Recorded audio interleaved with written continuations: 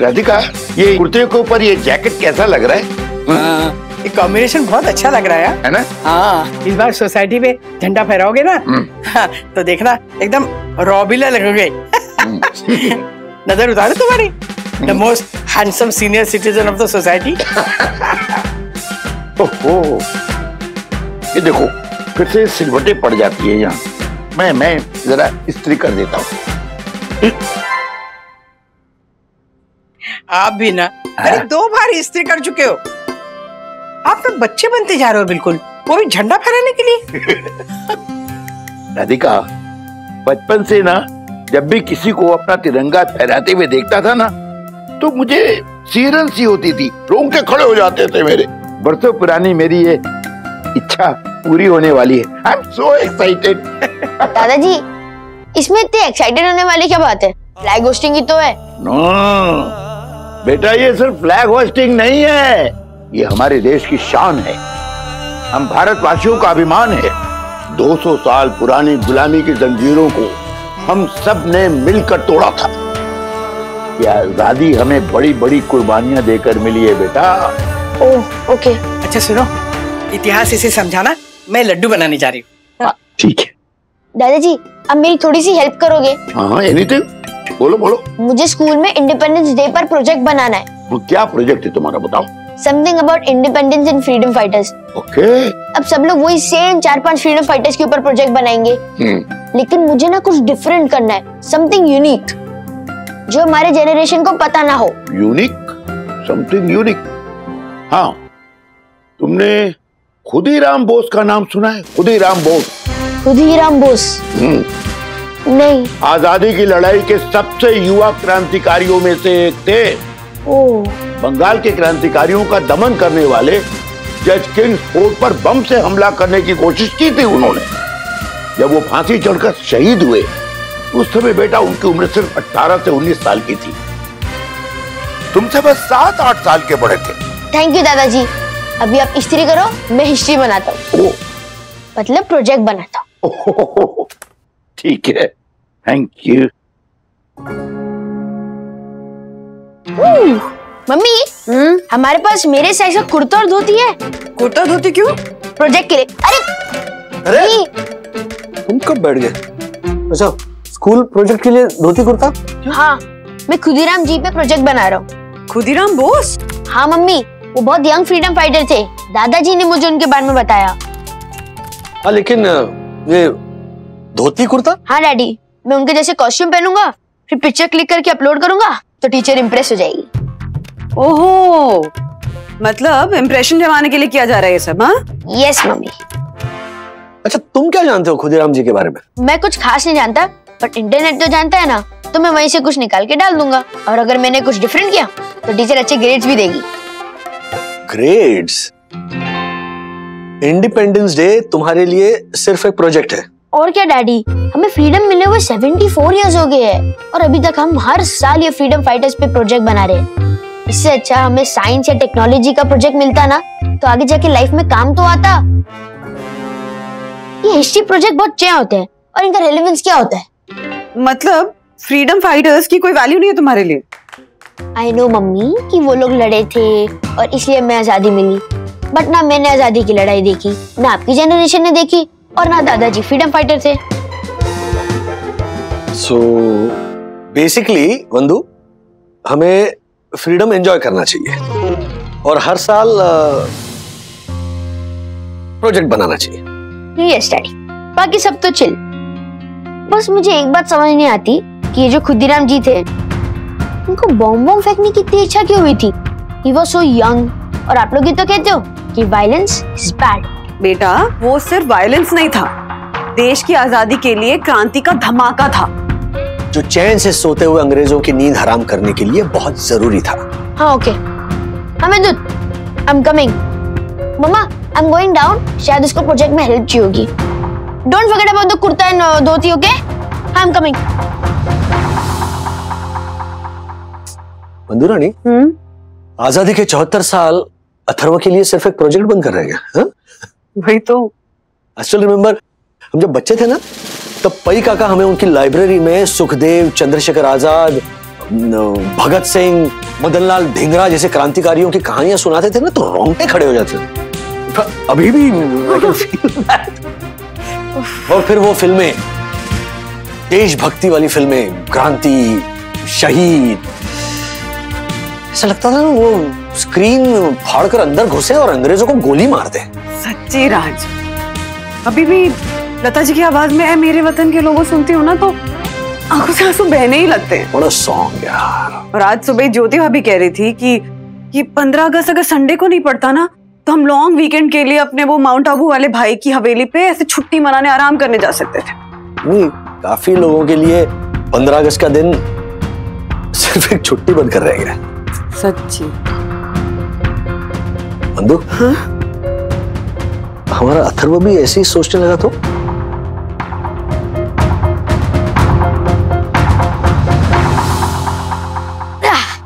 चल ब्रो आ गया। हाँ ये ले तेरी वेटिंग, चल शुरू हो जा। अरे रुक रुक रुक, मुझे लगा तूने प्रोजेक्ट डिस्कस करने के लिए बुलाया है। ब्रो प्रोजेक्ट का जुगाड़ हो गया। कैसे? अरे वो हर्षित है ना, उसके पिछले साल वाला जो 15 अगस्त का प्रोजेक्ट था ना, हाँ उसको थोड़ा चेंज करके मैं सबमिट कर दूंगा, और जो मेरा प्रोजेक्ट है ना वो हर्षित थोड़ा चेंज करके सबमिट कर देगा। कैसा लगा मेरा आइडिया? वाह सही है, चल जा बॉलिंग कर। तिवारी जी सर, अपनी नजर पैनी रखो। जी sir. Oh my God. Tiwari ji sir. हम आजादी की 74वीं वर्षगांठ के करीब हैं। जी सर। पर अब तक हमें कचरे से आजादी नहीं मिली है। धिक्कार है। हाँ सर, धिक्कार है। Atharva, Atharva. I am sorry uncle, please forgive me. हाँ अंकल, वो इसकी गलती नहीं है, वो तो बस गलती चाहे किसी की भी हो, मुझे गेंद से आघात अथर्व की वजह से पहुंचा है, इसलिए सजा भी उसको मिलनी चाहिए और वो मिलकर रहेगी।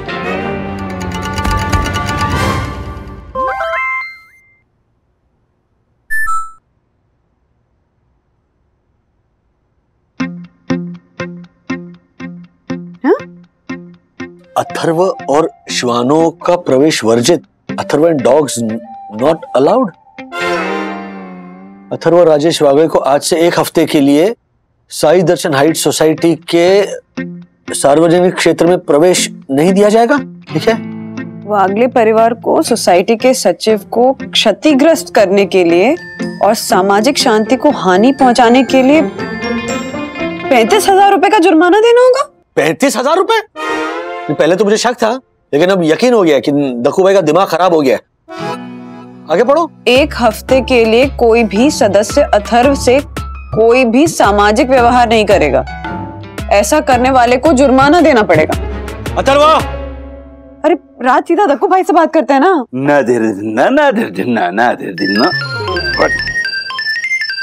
ओह माय गॉड, राजेश भाई। ओ साई दर्शन हाइट सोसाइटी के ऑनरेबल सेक्रेटरी दक्षिण जोशीपुरा जी, अथर्व कम हियर। ये क्या है? 35,000 रुपए का जुर्माना। अब बच्चे की जान लोगे क्या? रूल्स मतलब रूल्स, फॉलो ना करे थे फूल्स। फूल्स गो बैक टू स्कूल्स। एक बालक ने उद्दंडता की है तो उसको उसकी सजा तो मिलनी चाहिए राजेश भाई। अंकल विद्युत भी तो था वहाँ पे। पर मुझ पर प्रहार तुम्हारी गेंद से हुआ है Atharva. This is injustice. What injustice? Dakku भाई 35,000 रुपए जुर्माना कैसे देंगे हम? ये भी तो सोचिए आप। पन्ना भाभी, आप जैसी सुंदर ससील नारी को मैं एक अबोध बालक की वजह से और परेशान होते नहीं देख सकता, इसलिए आपको केवल 5,000 रुपए जुर्माना भरना पड़ेगा। डायरेक्ट? पर मेरी एक शर्त है। कैसी शर्त? अथर्व को सोसाइटी के सारे छोटे मोटे काम करने पड़ेंगे। उसे घर से बाहर निकलने से पहले मेरी आज्ञा की जरूरत होगी, और मेंबर्स की तरह आप लोग भी अथर्व से दूरी बना के रखेंगे, और 1 हफ्ते तक अथर्व से कोई बातचीत नहीं करेगा। तब जाके सुधरेगा ये अथर्व। क्या? यस। विद्युत, तूने बात की क्या जोशीपुर अंकल से? करने ही वाला था ब्रो, पर दक्कू अंकल ने कहा कि तुम अपने दोस्त अथर्व के बारे में कुछ भी बोलोगे ना तो तुम्हें और तुम्हारी फैमिली को दोनों को बैन कर दूंगा। क्या? विद्युत, तू अपने 25,000 के मोबाइल से ये अथर्व से बात कर रहा है? अगर दक्षेश भैया को पता चला ना तो हमें 50,000 का फाइन लगाएंगे। उतने में तो 2-2 मोबाइल आ जाएंगे तेरे। चल फोन रख। रख। सॉरी ब्रो, अब 1 वीक के बाद ही मिलेंगे। तू भी अपने रूम से बाहर मत निकलना। बाय। ऐसे नहीं होता। बिल्कुल वैसे होता है कि नहीं? Daddy is right. Daddy is right. Daddy is right. Daddy is right. Daddy. चलो मैं चलाऊं? Bye bye. Bye bye. Daddy.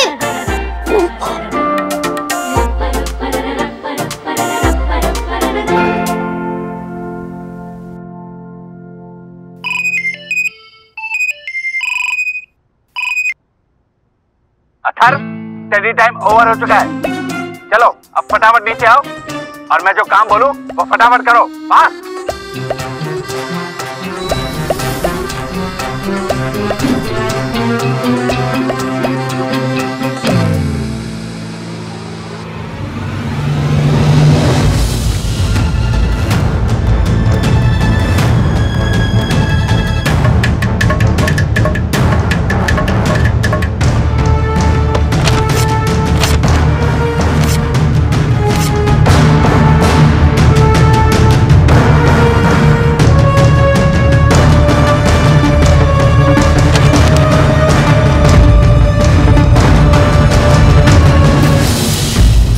चलो अथर्व जल्दी करो, मुझे क्या देख रहे हो? फटाफट जल्दी करो ना।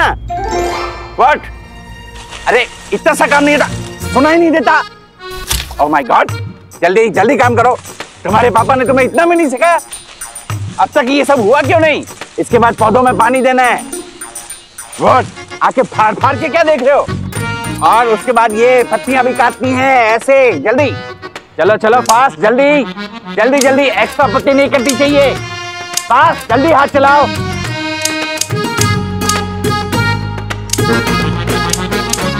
अथर्व इतना टाइम क्यों लग रहा है? जल्दी करो। अरे गमलों में मिट्टी भरनी नहीं आती, ऐसे मिट्टी डालते हैं।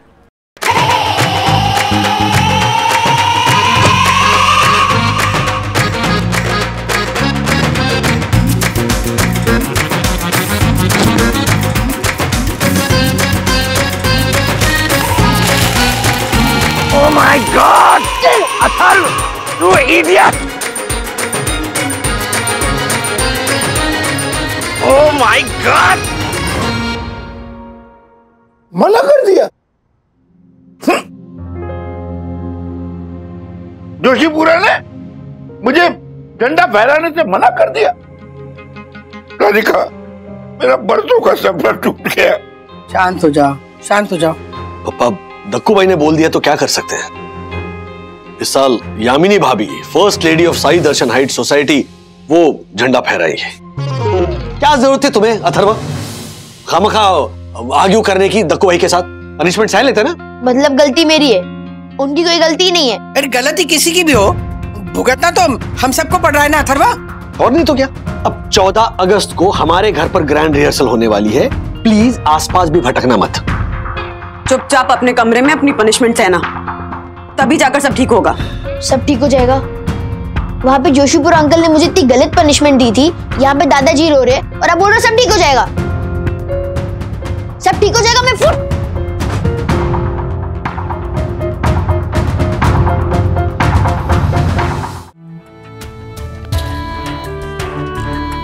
वंदे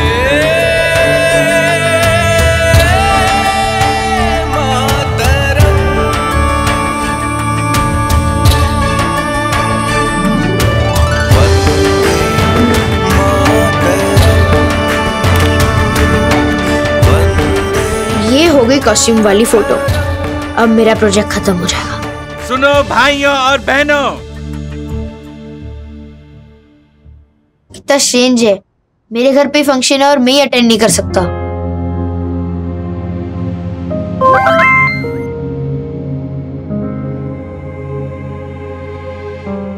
मित्रों और परम पूजनीय वन्ना भाभी, जैसा कि आप सब जानते हैं कि हर साल मैं गीत गा के आपका मन लुभाता हूं, पर इस बार राजेश भाई के अनुरोध पर मैंने एक अनूठा प्रयोग करने की कोशिश की है। भारत माता की जय! भारत माता की जय! इनकलाब जिंदाबाद! इनकलाब जिंदाबाद! Simon go back! Simon go back! Dakku भाई, व्हाट? Come back. ओके। वाह डैडी, अपने सिंगर को पोएट बना दिया। चुपके से देखना चाहिए प्रोग्राम। जोशीपुर अंकल ने शामिल होने से मना किया है, देखने से थोड़ी।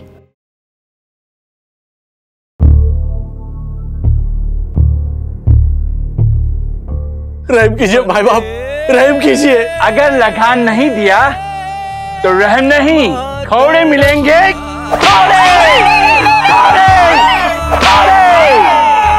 लेकिन मानिए हमारे पास बस इतना ही अनाज है। इतना सा? तुम लोग ठीक से काम नहीं करता है। काम चोर तुम लोग, काम चोर। और कोड़े लगाओ इसको। नहीं,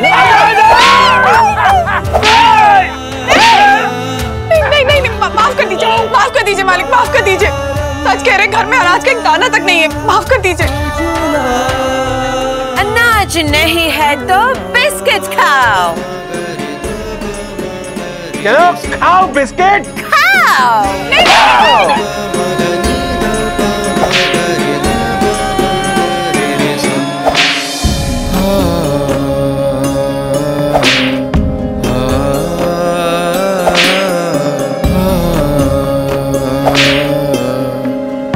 बिस्किट खाओ वरना गोली खाने के लिए तैयार हो जाओ।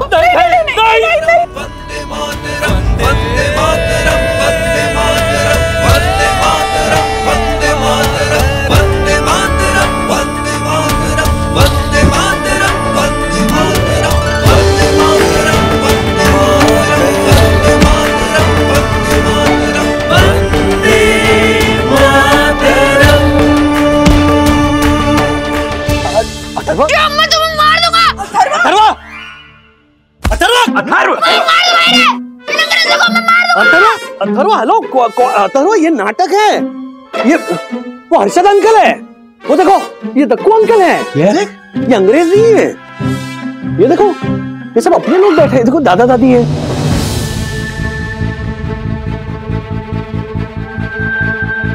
I am sorry.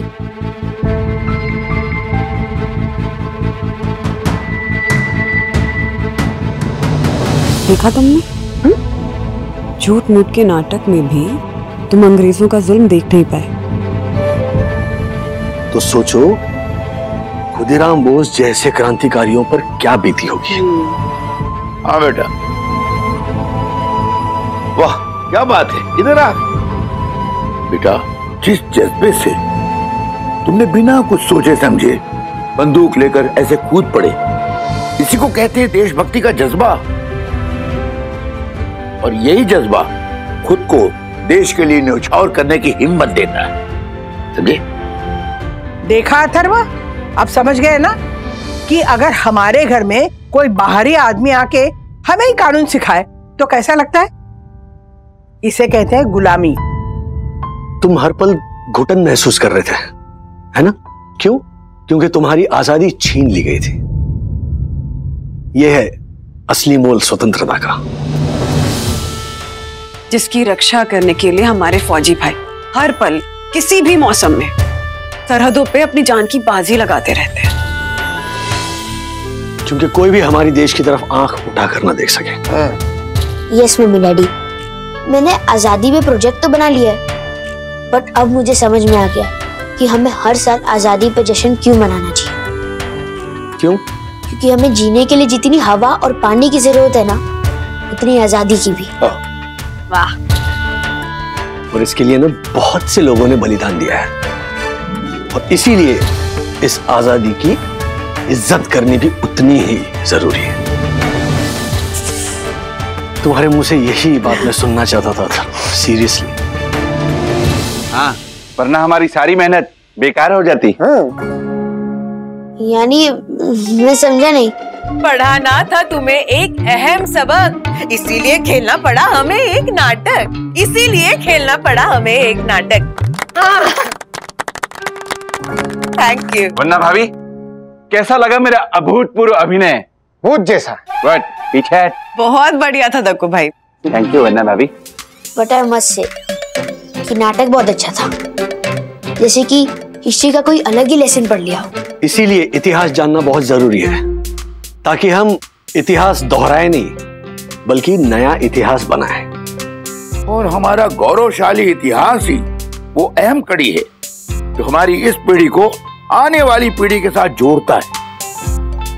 अंकिल, मतलब कल दादाजी ही झंडा लहराएंगे ना?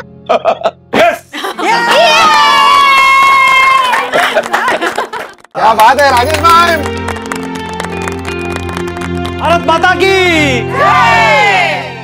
जय हिंद का नारा लगा रहे सदा हर शहर हर गली। ऐसे और भी मजेदार वीडियो के लिए हमारे चैनल को लाइक, शेयर और सब्सक्राइब करें।